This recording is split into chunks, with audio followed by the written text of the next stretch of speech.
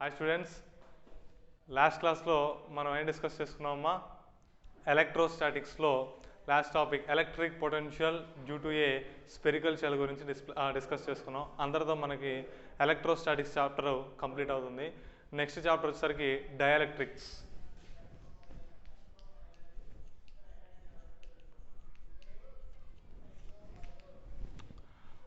Dielectric content. What is meant by the dielectric? Dielectric is nothing but a material which does not have any free electrons is known as dielectrics. A material కి అయితే free electrons అనేవి ఉండవో దాన్ని మనం ఏమంటాం dielectrics అని పిలుస్తాం. Simply dielectrics are nothing but an ఇన్సులేటర్స్ని మనం డైఎలక్ట్రిక్స్ అంటాం. అయితే ఈ డైఎలక్ట్రిక్స్ ఉన్నటువంటి స్పెషాలిటీ ఏంటంటే the dielectric does not conduct any electricity through it, but it can transmit the electrical effects. ఈ డైఎలక్ట్రిక్స్ అనేవి కరెంట్ని పాస్ చేయవు దాని గుండా, కానీ ఎలక్ట్రికల్ ఎఫెక్ట్ని మాత్రం పాస్ చేయగలుగుతాయి. నథింగ్ బట్ ఎలక్ట్రిక్ ఫీల్డ్ని పంపిస్తాయి, కానీ ఎలక్ట్రాన్స్ని మాత్రం ఒక చోటు నుంచి ఇంకో చోటుకి మూవ్ చేయవు. అంటే కరెంట్ని పాస్ చేయదు, కానీ ఎలక్ట్రిక్ ఫీల్డ్ని మాత్రం పాస్ చేస్తుంది. అది దీని యొక్క స్పెషాలిటీ. అయితే డైఎలక్ట్రిక్కి కండక్టర్స్కి మధ్యలో ఉన్నటువంటి డిఫరెన్సెస్ ఏంటి? మెయిన్గా ఒక 3 డిఫరెన్సెస్ ఉంటాయి. అవి ఏంటో చూద్దాం. డైఎలక్ట్రిక్లో మనకి ఏముండమని చెప్తున్నాం? అసలు డైఎలక్ట్రిక్ అంటే ఏమని చెప్పాం? Dielectric does not contain any free electrons. That means all the electrons in an atom will be bound to the nucleus. మనం తీసుకున్నటువంటి ఆటమ్స్లో అన్ని ఎలక్ట్రాన్స్ కూడా ఏమైతే న్యూక్లియస్కి బౌండ్ అయి ఉంటాయి. అదే కండక్టర్లోకి వచ్చేసరికి there are very large number of free electrons which are roaming over the surface. మనం తీసుకున్నటువంటి మెటల్స్ నథింగ్ బట్ కండక్టర్స్లో ఫ్రీ ఎలక్ట్రాన్స్ ఏమైతే చాలా ఎక్కువగా ఉంటాయి. అయితే అవన్నీ కూడా ఏం చేస్తాయి? మొత్తం సర్ఫేస్ మొత్తం కూడా అంటే ఒక ఆటంలో నుంచి ఇంకో ఆటంలోకి మూవ్ అవుతూ ఉంటాయి. దానివల్ల కరెంట్ అనేది పాస్ అవుతుంది. Dielectrics does not conduct electricity through it. Dielectrics ఏం చేస్తాయి? కరెంట్ని దాని గుండా పాస్ చేయదు, కానీ కండక్టర్స్ పాస్ చేస్తాయి. When we are giving some charge to the dielectric, the given charge will be localized. మనం ఏదైనా డైఎలక్ట్రిక్కి కొంత ఛార్జ్ ఇస్తే ఆ ఛార్జ్ మాత్రం ఏమవుతుంది? లోకలైజ్ అంటే ఎంత ఒక చోటే ఉండిపోతుంది మనం ఇచ్చినటువంటి మెటీరియల్కి. But in case of a conductor, when we are giving some charge to it, the charge will be moved over the surface of the conductor. మనం ఏదైనా ఒక కండక్టర్కి ఛార్జ్ ఇచ్చాం అనుకోండి, అదేమవుతుంది? ఆ సర్ఫేస్ మొత్తం కూడా మూవ్ అవుతూ ఉంటుంది. కానీ డైఎలక్ట్రిక్లో మనం ఒక చోట ఛార్జ్ ఇస్తే అది అక్కడే ఉండిపోతుంది. అది మెయిన్ డిఫరెన్స్. ఇంతవరకు డైఎలక్ట్రిక్కి కండక్టర్స్కి ఉన్నటువంటి differences. But when we are applying some external electric field to the dielectric, there must be a some changes in the material. మనం ఏదైనా ఒక డైఎలక్ట్రిక్ తీసుకొని ఆ డైఎలక్ట్రిక్ కనుక మన ఎలక్ట్రిక్ ఫీల్డ్ని అప్లై చేసినట్లయితే అక్కడ కంపల్సరీగా ఏమవుతుంది? ఆ డైఎలక్ట్రిక్లో కొంత చేంజ్ అనేది వస్తుంది. ఆ చేంజ్ ఏంటి అంటే అందులో ఉన్నటువంటి పాజిటివ్ ఛార్జ్ నెగిటివ్ ఛార్జ్ అనేది సపరేట్ అవుతాయి అండ్ నథింగ్ బట్ డిస్ప్లేస్ అవుతాయి అన్నమాట. డిస్ప్లేస్ అవడం వలన అక్కడ కొంత ఎలక్ట్రికల్ ఎఫెక్ట్ అనేది పాస్ అవుతుంది.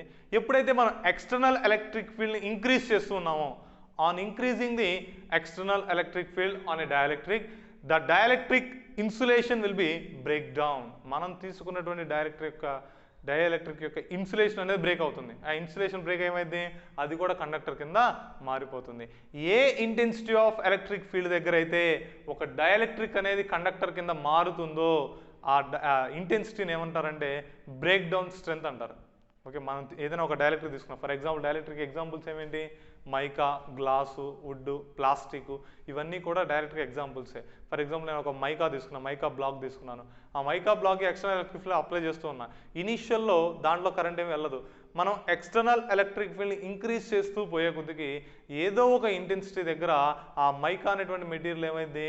కండక్టర్ కింద మారిపోయింది. అంటే అందులో నుంచి కూడా కరెంట్ అనేది పాస్ అవుతూ ఉంటుంది. అప్పుడు ఆ ఇంటెన్సిటీ ఆఫ్ ఎలక్ట్రిక్ ఫీల్డ్ మనం ఏమని పిలుస్తాం? బ్రేక్ డౌన్ స్ట్రెంత్ అని పిలుస్తాం. ఏమని పిలుస్తారు? Break down strength. ఓకే, ఇది డైఎలక్ట్రిక్కి కండక్టర్స్కి మధ్యలో ఉన్నటువంటి డిఫరెన్సెస్. అయితే మరి ఈ డైఎలక్ట్రిక్ వల్ల ఉన్నటువంటి యూజెస్ ఏంటి? What are the uses of the dielectrics? ఈ డైఎలక్ట్రిక్ యూజ్ ఏంటి అంటే to bring the very large conductors having the charges nearer to it. ఏవైనా 2 లార్జ్ మెటల్ ప్లేట్స్ తీసుకొని వాటికి ఛార్జ్ ఇచ్చాం అనుకోండి, ఆ రెండింటిని దగ్గరికి తీసుకురావాలంటే కష్టం. ఎందుకని? ఆ 2 దగ్గరే తీసుకొచ్చినప్పుడు ఒకవేళ ఆపోజిట్ ఛార్జెస్ అయితే అట్రాక్ట్ అవుతాయి బాగా, అదే సేమ్ ఛార్జెస్ అయితేనేమో రిపల్ అవుతాయి. కానీ ఆ రెండింటిని చాలా దగ్గరగా ప్లేస్ చేయాలి. అలాంటప్పుడు మనకి డైఎలక్ట్రిక్స్ అనేవి ఉపయోగపడతాయి. ఆ రెండింటి మధ్యలో డైఎలక్ట్రిక్ని ప్లేస్ చేసాం అనుకోండి, ఆ రెండు కూడా దగ్గర మనం ఎటువంటి కొలిజన్ అనేది లేకుండా స్టేబుల్ చేసి nothing but to form a high capacity of capacitors. కెపాసిటర్స్ని తయారు చేయడానికి, హై కెపాసిటీ ఉన్నటువంటి కెపాసిటర్స్ తయారు చేయడానికి ఈ డైఎలక్ట్రిక్స్ని మనం యూస్ చేసుకుంటాము. ఇవి యూజెస్. సరే, ఇప్పుడు ఈ డైఎలక్ట్రిక్స్లో ఇందా చెప్పాను కదా, ఎక్స్టర్నల్ ఎలక్ట్రిక్ ఫీల్డ్ అప్లై చేస్తే ఏదో ఒక స్ట్రెంత్ దగ్గర ఆ డైఎలక్ట్రిక్ ఏమవుతుందని చెప్పాము, కండక్టర్ కింద మారుతూ ఉందని చెప్పాం. సరే, అది ఏ విధంగా జరుగుతుంది ఏంటి అనేది ఇప్పుడు డిస్కస్ చేద్దాం. ఫస్ట్ మీకు తెలియాల్సింది ఏంటి అంటే ఎలక్ట్రిక్ డైపోల్ అంటే ఏంటో తెలియాలి. డైపోల్, డైపోల్ పేరులోనే ఉంటుంది. Di means two, poles means two opposite poles అన్నది. అంటే ఇక్కడ ఏముండాలి, two equal and opposite charges are separated by a small distance will constitute electric dipole.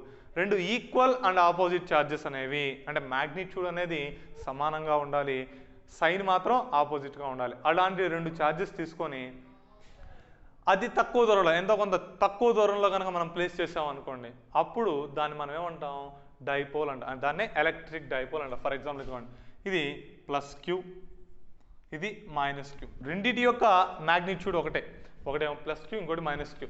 Magnitude సేమ్గా ఉంది. ఈ రెండింటిని కూడా చాలా తక్కువ దూరంలో ప్లేస్ చేస్తాం. ఎంత దూరంలో ప్లేస్ చేశానంటే 2a డిస్టెన్స్లో మనం ప్లేస్ చేసాం. 2a డిస్టెన్స్లో ప్లేస్ చేసాం. ఈ మొత్తాన్ని కలిపి మనం ఏమంటాం, ఎలక్ట్రిక్ డైపోల్ అంటాం. ఈ డైపోల్ యొక్క స్ట్రెంత్ తెలియజేయడానికి మనం ఒక టర్మ్ యూస్ చేస్తాం. ఏంటిది, ఎలక్ట్రిక్ డైపోల్ మూమెంట్ అంటారు. ఏంటిది, electric dipole moment. Electric dipole moment is denoted by capital P. P అనేటువంటి టర్మ్తో ఎలా డైపోల్ మూమెంట్ని మనం ఇండికేట్ చేస్తాము. సరే, dipole moment P is equal to the product of magnitude of the charge and distance between the two charges. మనం తీసుకున్నటువంటి electric డైపోల్లో charge యొక్క magnitude ఎంతైతే ఉందో ఆ మ్యాగ్నిట్యూడ్ని ఆ రెండు ఛార్జెస్ మధ్యలో ఉన్నటువంటి డిస్టెన్స్ని మల్టిప్లై చేస్తే మనకి ఎలక్ట్రిక్ డైపోల్ మూమెంట్ P అనేది వస్తుంది. అయితే ఈ P అనేది స్కేలారా వెక్టారా, కంపల్సరీగా ఏమవుతుంది, వెక్టార్ క్వాంటిటీనే అవుతుంది. ఎందుకని ఇక్కడ ఏ అన్న అయితే డిస్టెన్స్ ఉంది, ఆ డిస్టెన్స్ అనేది మనకి నెగిటివ్ ఛార్జ్ ఎటు ఉంది, పాజిటివ్ ఛార్జ్ ఎటు ఉంది అనేది ఆ డిస్టెన్స్ని అంటే డైరెక్షన్ బట్టి తెలుస్తుంది అనమాట. అంటే P bar is equal to Q into 2a bar. Okay, electric dipole moment అనేది వెక్టార్ అన్నాం. అంటే దీనికి డైరెక్షన్ అనేది ఉంటుంది కదా. డైరెక్షన్ ఎప్పుడు కూడా ఎటు ఉంటుంది అంటే always from negative charge to positive charge. చూడండి, నెగిటివ్ ఛార్జ్ ఇక్కడ ఉంది, పాజిటివ్ ఛార్జ్ ఇటు ఉంది. అంటే ఎలక్ట్రిక్ డైపోల్ మూమెంట్ అనేది రైట్ సైడ్ నుంచి లెఫ్ట్ సైడ్కి ఉందని అర్థం.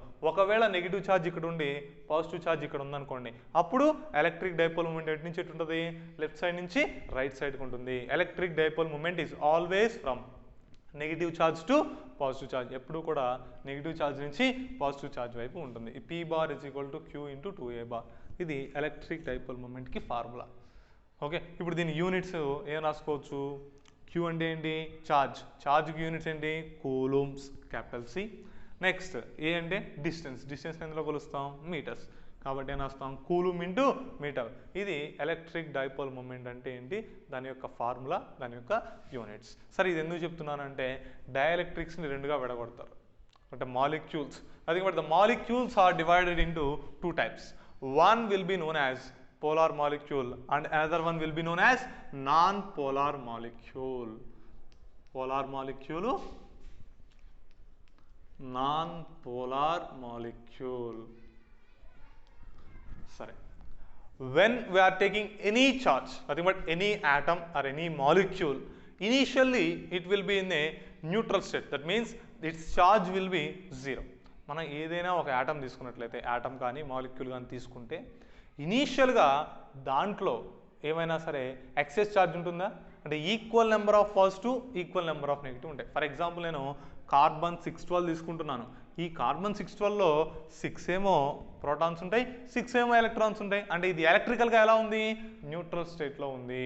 అదేవిధంగా ఆక్సిజన్ తీసుకున్నాం అనుకోండి, ఆక్సిజన్ 816, ఇందులో కూడా 8 ప్రోటాన్స్ ఉంటాయి, 8 ఎలక్ట్రాన్స్ ఉంటాయి. అంటే ఇనీషియల్గా ఎలా ఉంది, ఎలక్ట్రికల్లీ న్యూట్రల్ స్టేట్లో ఉంది. ఇదే విధంగా మనం ఏ యాటమ్ తీసుకున్నా, ఏ మాలిక్యూల్ తీసుకున్నా ఇనీషియల్గా అది ఎలా ఉంటుంది, ఎలక్ట్రికల్లీ న్యూట్రల్ స్టేట్లో ఉంటుంది.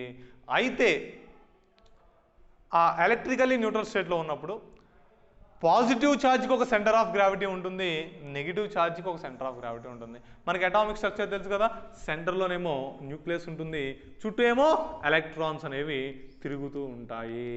అయితే the point at which the total negative charge will be concentrated nothing but center of gravity of the negative charge.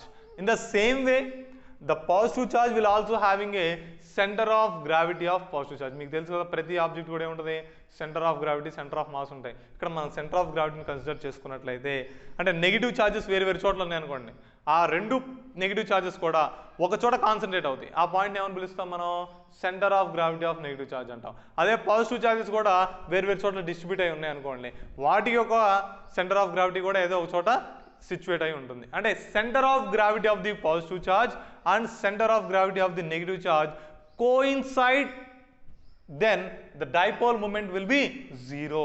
For example నేను ఏం తీసుకున్నాను అంటే CO2 తీసుకున్నా, కార్బన్ డైఆక్సైడ్ తీసుకున్నాను.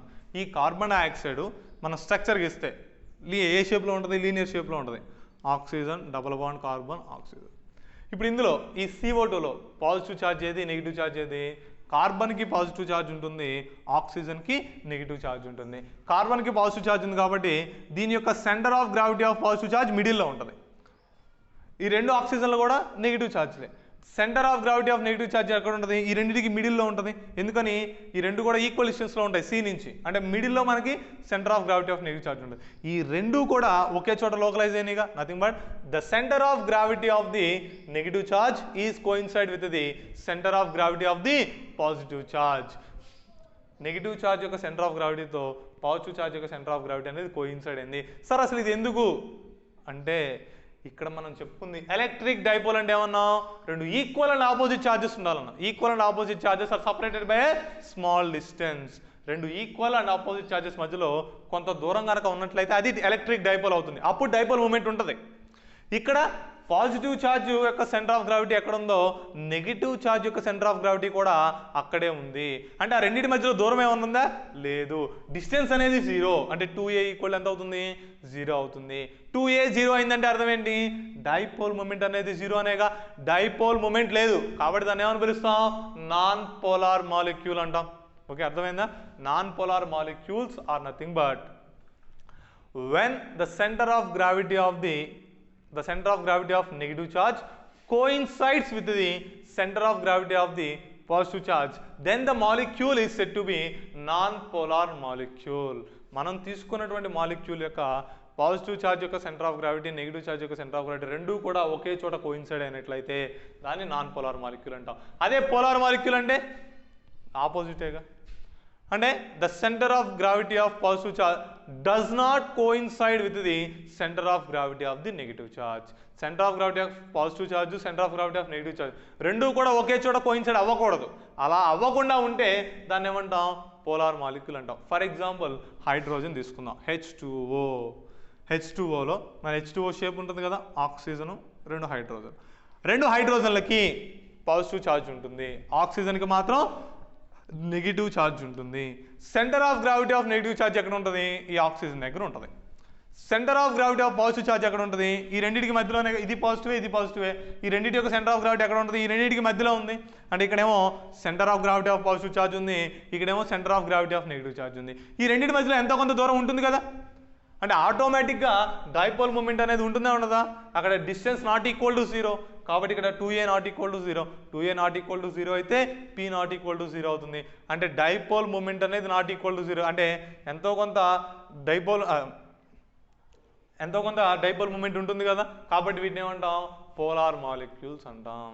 Okay, polar molecules are nothing but the molecules which are having the dipole moment by its own. మనం తీసుకున్నటువంటి మాలిక్యూల్స్కి dipole moment అనేది వాటంతట వాటికి స్వతహాగా ఉంటే వాటిని ఏమంటాం, పోలార్ మాలిక్యూల్ అంటాం. మనం తీసుకునేటువంటి మాలిక్యూల్స్కి డైపోల్ మూమెంట్ అనేది లేదనుకోండి స్వతహాగా, అప్పుడు వాటిని ఏమంటాం, నాన్ పోలార్ మాలిక్యూల్స్ అంటాం. ఈ నాన్ పోలార్ మాలిక్యూల్స్కి ఎగ్జాంపుల్ ఏంటిది, HCO2. ఇక్కడ పోలార్ మాలిక్యూల్కి ఎగ్జాంపుల్ ఏంటి, H2O రాసుకోవచ్చు, HCl రాసుకోవచ్చు, N2, ఇలా ఇవన్నీ కూడా పోలార్ మాలిక్యూల్స్ కిందకి వస్తాయి. ఇవి నాన్ పోలార్ మాలిక్యూల్స్. అర్థమైంది కదా. సింపుల్గా మీరు గుర్తుపెట్టుకోవాల్సింది ఏంటంటే ఇదిగోండి, పోలార్ మాలిక్యూల్ కదా, centre of gravity of the positive ఛార్జ్కి centre of gravity of the negative ఛార్జ్కి ఈ రెండింటికి మధ్యలో కొంత దూరం ఉంటే అప్పుడు అది పోలార్ మాలిక్యూల్ అయితే. Centre of gravity of positive charge, centre of gravity of negative charge రెండూ ఒకే చోట ఉంటే దానికి డైపోల్ మూమెంట్ ఉండదు, కాబట్టి దాన్ని ఏమంటాం, నాన్ పోలార్ మాలిక్యూల్స్ అంటాం. ఈ డైఎలక్ట్రిక్స్ మనం రెండుగా విడగొడుతున్నాం కాబట్టి polar dielectrics, non polar dielectrics అంటాం. ఏ డైఎలక్ట్రిక్స్కి అయితే డైపోల్ మూమెంట్ అనేది ఉంటుందో వాటిని పోలార్ డైఎలక్ట్రిక్స్ అంటాం. ఏ డైఎలక్ట్రిక్స్కి అయితే డైపోల్ మూమెంట్ అనేది ఉండదో వాటిని ఏమంటాం, నాన్ పోలార్ డైఎలక్ట్రిక్స్ అని పిలుస్తాం. ఓకే, మాలిక్యూల్స్ అయితే polar molecules, non polar molecules అంటాం. అదే డైఎలక్ట్రిక్స్ వస్తే polar dielectrics, non polar dielectrics అని పిలుస్తాం. ఓకే, ఇప్పుడు మనం ఒక నాన్ పోలార్ డైఎలక్ట్రిక్స్ని తీసుకొచ్చి ఎలక్ట్రిక్ ఫీల్డ్లో ప్లేస్ చేస్తే అసలు అక్కడ ఏం జరుగుతుంది అనేది చూద్దాం. అర్థమవుతుంది ఏం డిస్కస్ చేద్దాం. ఒక నాన్ పోలార్ డైఎలక్ట్రిక్ని తీసుకొచ్చి ఎక్స్టర్నల్ ఎలక్ట్రిక్ ఫీల్డ్లో ప్లేస్ చేసినప్పుడు అక్కడ ఏం జరుగుతుంది అనేది చూద్దాం.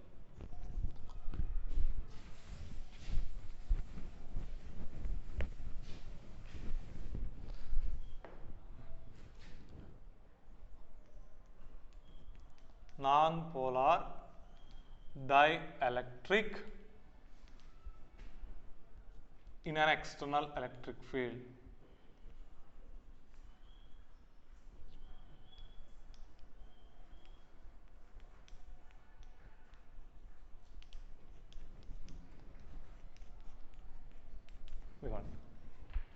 నాన్ పోలార్లో మనం ఈ సింబల్ ఏ విధంగా తీసుకున్నాం, పాజిటివ్ నెగిటివ్, అంటే రెండు centre of gravity of positive charge, centre of gravity of negative charge రెండు కూడా ఒకే చోట కోయిన్సైడ్ అవుతాయి అని తీసుకున్నాం. ఇది ఫీల్డ్ అనేది లేకపోతే, ఎక్స్టర్నల్ ఫీల్డ్ అనేది జీరో అయితే. ఇప్పుడు నేను దీనికి ఫీల్డ్ అప్లై చేశాను. ఈ రెండు positive, centre of gravity of positive, centre of gravity of negative charge రెండూ కూడా అక్కడే ఉంటాయా, పక్కకి ఏమైనా జరుగుతాయా? అక్కడే ఉంటాయా, పక్క ఏమైనా డిస్ప్లేస్ అవుతాయా? కంపల్సరీగా డిస్ప్లేస్ అవుతాయి. ఎందుకని డిస్ప్లేస్ అవుతాయి? మనం బయట నుంచి ఎక్స్టర్నల్ ఎలక్ట్రిక్ ఫీల్డ్ అప్లై చేస్తాం. ఎక్స్టర్నల్ ఎలక్ట్రిక్ ఫీల్డ్ అప్లై చేస్తే దేంతో ఇండికేట్ చేస్తాం, ఎలక్ట్రిక్ లైన్స్ ఆఫ్ ఫోర్స్తో ఇండికేట్ చేస్తాం. ఎలక్ట్రిక్ లైన్స్ ఆఫ్ ఫోర్స్ ఎప్పుడు కూడా ఎక్కడి నుంచి స్టార్ట్ అవుతాయి, ఎక్కడి నుంచి ఎండ్ అవుతాయి, పాజిటివ్ ఛార్జ్ దగ్గర స్టార్ట్ అయ్యి నెగిటివ్ ఛార్జ్ దగ్గర ఎండ్ అవుతాయి. ఇది పాజిటివ్ ఛార్జ్, ఇది నెగిటివ్ ఛార్జ్. పాజిటివ్ ఛార్జ్ దగ్గర స్టార్ట్ అయ్యి నెగిటివ్ ఛార్జ్ దగ్గర ఎండ్ అయినాయి అనుకోండి. అంటే ఇటువైపు ఏ ఛార్జ్ ఉన్నట్టు, ఎలక్ట్రిక్ ఫీల్డ్లో పాజిటివ్ ఛార్జ్ ఉన్నట్టు, ఇటువైపు ఏ ఛార్జ్ ఉన్నట్టు, నెగిటివ్ ఛార్జ్ ఉన్నట్టు. ఈ పాజిటివ్ ఛార్జ్ ఏం చేస్తుంది, నెగిటివ్ ఛార్జ్ని అట్రాక్ట్ చేసింది. అంటే centre of gravity of negative charge అనేది లెఫ్ట్ సైడ్కి జరుగుతుంది. అదేవిధంగా రైట్ సైడ్ ఉన్నటువంటి నెగిటివ్ ఛార్జ్ ఏం చేసింది, centre of gravity of positive ఛార్జ్ని అట్రాక్ట్ చేస్తుంది. అంటే పాజిటివ్ డిస్ప్లేస్ అయితే నథింగ్ బట్ సెంటర్ ఆఫ్ గ్రావిటీని అట్రాక్ట్ చేయడం కాదు, పాజిటివ్ ఛార్జ్ని అట్రాక్ట్ చేసింది అనుకోండి, ఆ రెండు ఉన్న చోట నుంచి కదులుతాయిగా, ఆటోమేటిక్గా ఆ centre of gravity of positive charge కూడా ఏమైంది, పక్కకు జరుగుతుంది. అంటే మనం బయట నుంచి ఒక ఎక్స్టర్నల్ ఎలక్ట్రిక్ ఫీల్డ్ అనేది అప్లై చేయటం వల్ల centre of gravity of positive charge, centre of gravity of negative charge ఈ రెండింటి మధ్యలో కొంత డిస్టెన్స్ అనేది క్రియేట్ అవుతుంది. అంటే ఆ రెండింటి మధ్యలో కొంత దూరం అనేది ఏర్పడుతుంది. ఆ దూరం ఏర్పడింది అంటే కంపల్సరీగా అక్కడ ఏమొచ్చినట్టు, డైపోల్ మూమెంట్ వచ్చినట్టే. ఇదిగోండి, రెండు మధ్యలో distance 2a not equal to 0నేగా. ఇందాక dipole moment P is equal ఏం రాసాం, Q ఇంటూ 2a అని రాసాం. 2a నాట్ ఈక్వల్ టు 0 అంటే P కూడా నాట్ ఈక్వల్ టు 0నేగా. ఇనీషియల్లో ఎక్స్టర్నల్ ఎలక్ట్రిక్ ఫీల్డ్ అప్లై చేయకముందు ఇక్కడ డైపోల్ మూమెంట్ అనేది 0. ఎప్పుడైతే ఎక్స్టర్నల్ ఎలక్ట్రిక్ ఫీల్డ్ అప్లై చేసామో అప్పుడు ఎలక్ట్రిక్ డైపోల్ మూమెంట్ అనేది నాట్ ఈక్వల్ టు 0 అయింది. కాబట్టి ఇది ఏ విధంగా మారింది, పోలార్ మాలిక్యూల్ కింద మారింది. ఈ ప్రాసెస్ని మనం ఏమంటామంటే పోలరైజేషన్ అంటాం. Okay, and nothing but the process of producing the electric dipole moment in a molecule will be known as polarization. మనం తీసుకున్నటువంటి మాలిక్యూల్లో డైపోల్ మూమెంట్ని క్రియేట్ చేయడాన్ని ఏమంటాం, పోలరైజేషన్ అని పిలుస్తాం. Okay, the materials which are polarized only when they are placed in a external electric field is known as non polar dielectrics. ఏ materials అయితే కేవలం electric ఫీల్డ్లో పెట్టినప్పుడు మాత్రమే పోలరైజ్ అవుతాయో వాటిని నాన్ పోలార్ డైఎలక్ట్రిక్స్ అంటాం. సరే, ఇది నేను కేవలం ఒక సింగిల్ ఆటమ్ తీసుకొని ఇలా ఎక్స్ప్లెయిన్ చేశాను. అదే ఒక ఎక్స్టెండెడ్ ఆబ్జెక్ట్ని తీసుకున్నాను అనుకోండి. ఇది 2 ప్లేట్స్ అనుకోండి, కెపాసిటర్ యొక్క 2 ప్లేట్స్. ఒకవైపు ఏ ఛార్జ్ ఉందనుకుందాం, పాజిటివ్ ఛార్జ్ ఉందనుకుందాం. ఇంకోవైపు ఏ ఛార్జ్ ఉందనుకుందాం, నెగిటివ్ ఛార్జ్ ఉందనుకుందాం. ఇది నేను ఒక డైఎలక్ట్రిక్ని తీసుకున్నాను, ఇది డైఎలక్ట్రిక్ అనుకోండి. ఇనీషియల్లో ఇందులో ఉన్నటువంటి ఆటమ్స్ మాలిక్యూల్స్ మొత్తం కూడా ఏమైతే వాటి యొక్క centre of gravity of positive charge, centre of gravity negative charge రెండు కూడా ఒకే చోట కోయిన్సైడ్ అవుతాయి. ఈ విధంగా ఎప్పుడైతే మనం దీన్ని తీసుకొచ్చి ఈ రెండు ప్లేట్స్ మధ్యలో ప్లేస్ చేసామో అప్పుడు ఏం జరుగుతుంది, ఇక్కడ పాజిటివ్ నెగిటివ్ ఉంది కదా, అంటే ఫస్ట్ మాలిక్యూల్లో ఉన్నటువంటి centre of gravity of positive charge ఏమైంది, నెగిటివ్ సైడ్ డిఫ్లెక్ట్ అయింది, అంటే ఇటువైపు జరిగింది. ఈ పాజిటివ్ ఏం చేస్తుంది, నెగిటివ్ని అట్రాక్ట్ చేస్తుంది కాబట్టి ఇటు వచ్చింది. ఓకే, ఆటోమేటిక్గా minus plus minus plus minus plus ఈ విధంగా అరేంజ్ అవుతాయి. అంటే ఏం లేదు, మనం తీసుకున్నటువంటి డైఎలక్ట్రిక్లో ఉన్నటువంటి ప్రతి మాలిక్యూల్ యొక్క centre of gravity of positive charge అనేది నెగిటివ్ ప్లేట్ వైపు డిస్ప్లేస్ అవుతుంది. అదేవిధంగా మనం తీసుకున్నటువంటి డైఎలక్ట్రిక్లో ఉన్నటువంటి centre of gravity of negative charge అనేది పాజిటివ్ ప్లేట్ వైపు డిఫ్లెక్ట్ అవుతుంది. ఇప్పుడు మీరు క్లియర్గా గమనించినట్లయితే ఈ మధ్యలో ఉన్నటువంటి పాజిటివ్ నెగిటివ్ మధ్యలో కూడా డిస్టెన్స్ తగ్గింది. ఇందాక ఈ రెండు పేర్ అయి ఉన్నాయి, ఇక్కడ ఈ రెండు ఇక్కడ ఈ రెండు ఇక్కడ ఈ రెండు ఇక్కడ రెండు పేర్ అయింది. కానీ ఇక్కడ గమనిస్తే ఏమైంది, పాజిటివ్కి నెగిటివ్ మధ్యలో డిస్టెన్స్ అనేది తగ్గింది. ఆటోమేటిక్గా ఈ పక్కన ఉన్నటువంటి నెగిటివ్ కూడా ఏం చేసింది, ఈ పాజిటివ్ని అట్రాక్ట్ చేసింది. అంటే ఈ మధ్యలో ఉన్నటువంటి పాజిటివ్ నెగిటివ్ ఛార్జెస్ అన్నీ కూడా కంబైన్ అవి, అంటే కంబైన్ అంటే కంప్లీట్గా కలిసిపోవు, జస్ట్ వాటి యొక్క అట్రాక్టివ్ ఫోర్స్కి బౌండ్ అయి ఉంటాయి. ఆ అట్రాక్టివ్ ఫోర్స్కి బౌండ్ అయి ఉండటం వలన మనకి ఈ సర్ఫేస్ మీద ఛార్జ్ అనేది ఇండ్యూస్ అయినట్టుగా అనిపిస్తుంది. దీన్ని ఏమంటారంటే ఇండ్యూస్డ్ ఛార్జ్ అంటాం. అంటే ఇక్కడ లెఫ్ట్ సైడ్ పాజిటివ్ ప్లేట్కి దగ్గరగానేమో నెగిటివ్ ఛార్జ్, నెగిటివ్ ప్లేట్కి దగ్గరగానేమో పాజిటివ్ ఛార్జ్ అనేది వచ్చినట్టుగా అనిపిస్తుంది. వీటిని మనం ఏమంటాం అంటే ఇండ్యూస్డ్ ఛార్జెస్ అంటాం. ఏమని పిలుస్తారు, ఇండ్యూస్డ్ ఛార్జెస్. ఇక్కడ బయట వైపున మనం కెపాసిటర్ తీసుకున్నాం, అంటే దీనికి కొంత ఎలక్ట్రిక్ ఫీల్డ్ అనేది క్రియేట్ చేస్తుంది కదా. ఈ ఎక్స్టర్నల్ ఎలక్ట్రిక్ ఫీల్డ్ని ఈ నాట్ అని అనుకుందాం. ఈ లోపల వైపు ఉన్నటువంటి పాజిటివ్ ఛార్జు నెగిటివ్ ఛార్జ్ ఇవి రెండు కూడా ఏం చేస్తాయి, ఎంతో కొంత ఎలక్ట్రిక్ ఫీల్డ్ క్రియేట్ చేస్తాయి. అయితే ఈ లోపల వచ్చేటువంటి ఎలక్ట్రిక్ ఫీల్డ్ ఎటు నుంచి ఎటు ఉంటుంది, opposite to the external electric field. మనం బయట నుంచి అప్లై చేసినటువంటి ఎలక్ట్రిక్ ఫీల్డ్కి ఆపోజిట్ డైరెక్షన్ ఉంటుంది. ఎందుకని పాజిటివ్ ఛార్జ్ దగ్గర స్టార్ట్ అవ్వాలి, నెగిటివ్ ఛార్జ్ దగ్గర ఎండ్ అవ్వాలి. ఇదిగోండి, ఇది పాజిటివ్ ఇది నెగిటివ్, అంటే ఈ రైట్ నుంచి లెఫ్ట్ డైరెక్షన్లోనేగా ఎలక్ట్రిక్ ఫీల్డ్ ఉండేది. ఈ ఎలక్ట్రిక్ ఫీల్డ్ ఏమని పిలుస్తారంటే ఇండ్యూస్డ్ ఎలక్ట్రిక్ ఫీల్డ్ అంటాం. ఎలక్ట్రిక్ ఫీల్డ్ ఏమంటాం, induced electric field, EI. Okay, ఇప్పుడు లోపల ఉన్నటువంటి ఎలక్ట్రిక్ ఫీల్డ్ అనేది net electric field inside the dielectric will be greater than or less than the ఈ నాట్. లోపల ఉన్నటువంటి ఎక్స్టర్నల్ నెట్ ఎలక్ట్రిక్ ఫీల్డ్ అనేది ఈ నాట్ ఉంటుందా, ఈ నాట్ కంటే ఎక్కువ ఉంటుందా, ఈ నాట్ కంటే తక్కువ ఉంటుందా. మనం లోపల గమనించినట్లయితే ఈ నెట్ ఈజ్ ఈక్వల్ టు మనకి ఎక్స్టర్నల్ ఎలక్ట్రిక్ ఫీల్డ్ ఎటు ఉంది, రైట్ సైడ్ ఉంది, ఈ not. Internal induced electric field ఎటు ఉంది, లెఫ్ట్ సైడ్ ఉంది, కాబట్టి మైనస్ అని రాశాను. అంటే the net electric field inside the dielectric is always less than the external electric field. మనం తీసుకున్నటువంటి డైఎలక్ట్రిక్ లోపల నెట్ ఎలక్ట్రిక్ ఫీల్డ్ అనేది బయట మనం అప్లై చేసినటువంటి ఎలక్ట్రిక్ ఫీల్డ్ కంటే తక్కువగానే ఉంటుంది. ఈ ఈజ్ ఈక్వల్ టు ఈ నాట్ మైనస్ ఈఐ అంటాం. ఇది నెట్ ఎలక్ట్రిక్ ఫీల్డ్. ఓకే, ఈ ఎలక్ట్రిక్ ఫీల్డ్ తగ్గటం వలన ఇక్కడ ఎంతో కొంత కెపాసిటెన్స్ అంటే పొటెన్షియల్ డిఫరెన్స్ తగ్గుతుంది. ఆటోమేటిక్గా మనం ఛార్జ్ యొక్క కెపాసిటెన్స్ని ఇంక్రీజ్ చేయొచ్చు. ఓకే, ఇది non polar dielectric in a external electric field. ఒక ఎక్స్టర్నల్ ఎలక్ట్రిక్ ఫీల్డ్లో నాన్ పోలార్ డైఎలక్ట్రిక్ని ప్లేస్ చేస్తే ఈ విధంగా జరుగుతుంది. నెక్స్ట్ అదే ఒకవేళ పోలార్ డైఎలక్ట్రిక్ని ప్లేస్ చేస్తాను అనుకోండి, పోలార్ డైఎలక్ట్రిక్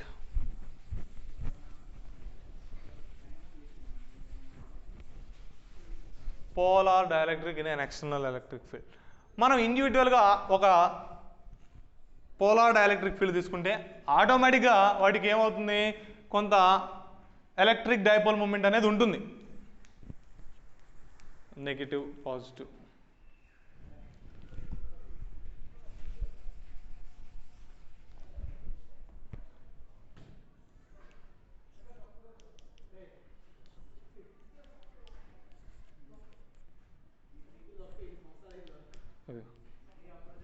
ఇది మనం తీసుకున్నటువంటి పోలార్ డైఎలక్ట్రిక్లో ఉన్నటువంటి మాలిక్యూల్స్ మొత్తం కూడా ఇండివిజువల్గా డైపోల్ మూమెంట్ ఉంటాయి. కాకపోతే వాటికి ఉండేటువంటి ఇండివిజువల్ డైపోల్ మూమెంట్ డిఫరెంట్ డైరెక్షన్లో ఓరియంట్ అయి ఉంటాయి. ఫర్ ఎగ్జాంపుల్ మనం ఫస్ట్ తీసుకున్నాం అనుకోండి, డైపోల్ మూమెంట్ పైకి ఉంది, రెండోది తీసుకున్నాం అనుకోండి, డైపోల్ మూమెంట్ రైట్ సైడ్ ఉంది. మూడోది తీసుకుంటే లెఫ్ట్ సైడ్ ఉంది. నాలుగోది తీసుకుంటే స్లాంట్గా ఉంది. అంటే ఇనీషియల్లో మనం తీసుకున్న పోలార్ డైఎలక్ట్రిక్లో ప్రతిదానికి ఇండివిజువల్గా డైపోల్ మూమెంట్ ఉంటుంది. కాకపోతే ఆ ఉన్నటువంటి డైపోల్ మూమెంట్ ఏమైంది, ర్యాండమ్గా ఓరియంట్ అయి ఉంటుంది అన్ని డైరెక్షన్స్లో. ఈ విధంగా ర్యాండమ్గా ఓరియంట్ అయి ఉంటుంది. అంటే నెట్ డైపోల్ మూమెంట్ ఎంత అయింది, 0. డిఫరెంట్ డైరెక్షన్లో ఎలా అయింది కాబట్టి నెట్ డైపోల్ మూమెంట్, ఒకటి పాజిటివ్ అనుకోండి ఇంకోటి నెగిటివ్ అయింది, అప్పుడు ఆటోమేటిక్గా మొత్తం యాడ్ చేసి ఎంత వస్తుంది, 0. అంటే net dipole moment of a polar dielectric is 0 when it is free from the external electric field. External electric ఫీల్డ్లో ప్లేస్ చేయకముందు మనం ఏదైనా ఒక పోలార్ డైఎలక్ట్రిక్ తీసుకున్నట్లయితే దాంట్లో ఉన్నటువంటి నెట్ డైపోల్ మూమెంట్ ఎంత అవుతుంది, 0 అవుతుంది. ఓకే, నెక్స్ట్ దీనికి ఎలక్ట్రిక్ ఫీల్డ్ అప్లై చేశాను నేను. ఎలక్ట్రిక్ ఫీల్డ్ అప్లై చేసి దాంట్లో ప్లేస్ చేశాను. ఇప్పుడు ఏమైతే they will starts aligning in the direction of electric field. Electric field డైరెక్షన్లో ఏమవుతాయి, అలైన్ అవుట్ ఆఫ్ స్టార్ట్ అవుతాయి. ఇదిగోండి minus plus minus plus minus, ఈ విధంగా. అంటే ఇందాకేమో డిఫరెంట్ డైరెక్షన్లో ఓరియంట్ అయి ఉన్నాయి, ఇప్పుడు వచ్చేసరికి ఏమవుతుంది, మొత్తం కూడా ఒకే డైరెక్షన్లోకి వచ్చేస్తాయి. అంటే దీనివల్ల ఏం ఉపయోగం జరుగుతుంది, ఇండివిజువల్గా ప్రతిదానికి డైపోల్ మూమెంట్ ఉన్నా పీ నెట్ ఎంత అయింది, 0 అయింది ఇక్కడ ఎప్పుడు ఎక్స్టర్నల్ ఎలక్ట్రిక్ ఫీల్డ్ లేనప్పుడు. కానీ ఎక్స్టర్నల్ ఎలక్ట్రిక్ ఫీల్డ్ ప్లేస్ చేసిన తర్వాత అప్పుడు P net is not equal to 0 అవుతుంది. అంటే ఆల్రెడీ ఇండివిజువల్గా ఉంటుంది, కాకపోతే ఎప్పుడైతే ఎక్స్టర్నల్ ఎలక్ట్రిక్ ఫీల్డ్ అప్లై చేస్తామో అవన్నీ కూడా ఏమైతే ఒకే డైరెక్షన్లోకి ఎలా అవుతాయి. The alignment of the individual dipoles in the direction of electric field is depends upon the external electric field applied and also on the temperature of the dielectric. మనం తీసుకున్నటువంటి డైఎలక్ట్రిక్లో dipoles అనేవి align అవుతూ ఉంటాయి. అయితే ఈ అలైన్మెంట్ అనేది అంటే arrange అనేది దేని మీద ఆధారపడి ఉంటుంది అంటే మనం అప్లై చేసినటువంటి ఎక్స్టర్నల్ ఎలక్ట్రిక్ ఫీల్డ్ యొక్క స్ట్రెంగ్త్ మీద ఆధారపడి ఉంటుంది. అదేవిధంగా మనం తీసుకున్నటువంటి మెటీరియల్ యొక్క టెంపరేచర్ మీద కూడా ఆధారపడి ఉంటుంది. ఇది polar dielectrics in a external electric field. అయితే ఇండివిజువల్గా ఇక్కడ ఆటోమేటిక్ ఏమవుతుంది, డైపోల్ మూమెంట్ పెరుగుతుందా తగ్గుతుందా, పెరుగుతుంది. ఇండివిజువల్గా ఉంది కానీ మొత్తం యాడ్ చేసి 0 వచ్చింది, కానీ ఇక్కడికి వచ్చేసరికి వాల్యూ ఏమైంది, ఇంక్రీజ్ అయింది, నాట్ ఈక్వల్ టు 0. ఓకే, ఇంతవరకు polar dielectric in a external electric field. సరే, నెక్స్ట్ డైఎలక్ట్రిక్ పోలరైజేషన్ అంటే ఏంటి, పోలరైజింగ్ డెన్సిటీ అంటే ఏంటి, సరే అది మనం నెక్స్ట్ క్లాస్లో డిస్కస్ చేసుకుందాం.